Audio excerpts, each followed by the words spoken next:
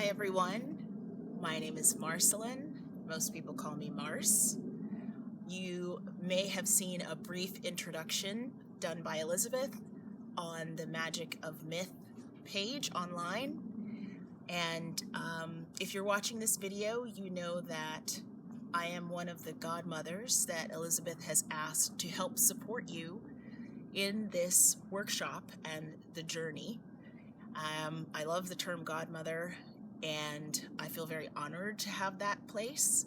And I've been asked specifically to cover the topic of commitment.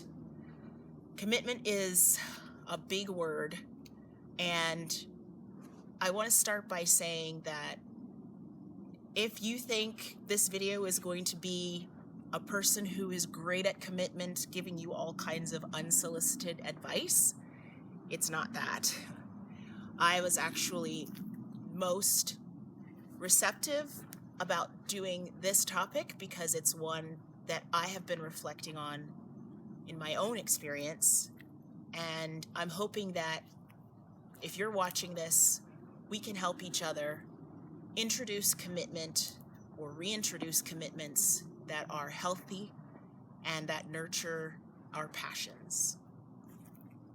So, as I said, in my mind, commitment can be a very big word, and I thought the best way for me to kind of cover this topic is just to give you a few themes, things that might be easier for you to remember in small chunks, and things that I constantly think about when examining my own level of commitment in different areas of my life. So you'll see me look down and refer to my notes. I've been brainstorming about this video and made some notes to make sure that I stay on topic and to help me fulfill the commitment that I made to give you space to explore this topic.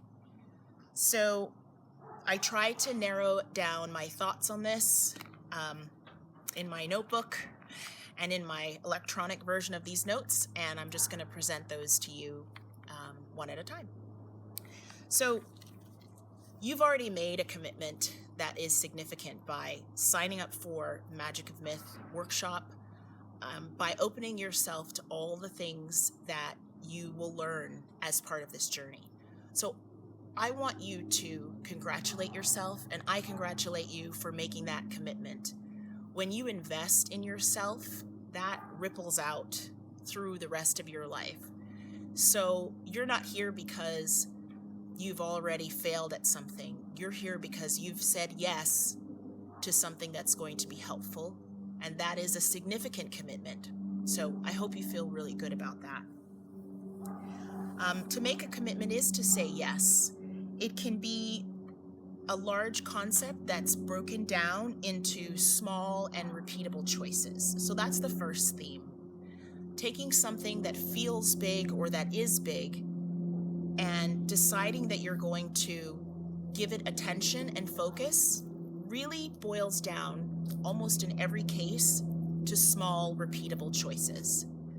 So whatever it is that you're contemplating a commitment to, whether it's health and fitness related, whether it's something related to your career or your family, once you decide that there's something you want to turn your attention to, being successful at that commitment, whatever that means for you, is going to take most likely daily, small, repeatable actions and choices.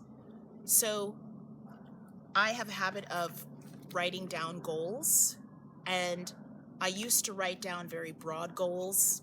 I'd like to get a better job. I want to be a better knitter. But I learned through different ways that any one of those things has small parts and pieces. And so now when I write down my goals, I try to make them more actionable and more measurable. I look at my life and experience as a whole, and then I try to get very narrow in my focus so that I can make a commitment knowing that I can also commit to the small pieces that are the foundation. So that's one theme. I said that to make a commitment is to say yes. You've said yes to somehow helping yourself get closer to what you need. by being part of this workshop.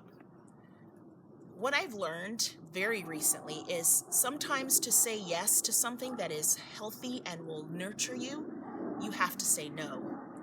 And no can be a very difficult word. It can be a limiting word. And saying no to choices that are not so much commitment, but more like obligations. Saying no to people who take from you more than they give. Saying no to work or activities that steal energy from reaching the goals that you have is really a way of saying yes to the commitments that you're making. So I've always struggled with that, which is part of how I'm reflecting on this topic. I have a hard time telling other people no, and I've had a hard time managing all of my commitments because at some point I usually figure out that I've said yes to too many things. So saying no or putting things aside can feel scary, but I encourage you to really take a look at what best serves you and your goals. And let this be a release of any burdens or any things that are holding you back. When I committed to better eating, it meant passing up certain foods in certain situations. When I said yes to being more creative and adding things like fiber arts and the crafting community to my life, it meant saying no to other hobbies and passions. Not because I think we should only have one or two things going on, but because the way in which I wanted to become part of a creative community takes energy and requires reflection and time. So I had to say, what can I realistically manage in my time outside of work and being with my family? And so I released myself from the burden of certain obligations as a way to say yes to this path. So I encourage you to do that as well. It's a work in progress. There is no point at which any of us have it all figured out. The commitment element is just saying, I will be aware of what serves me, and I will say yes to the things that get me closer to my goals. Another part of commitment is realizing that we are not islands. At least we don't have to be. There's a saying that says, iron sharpens iron.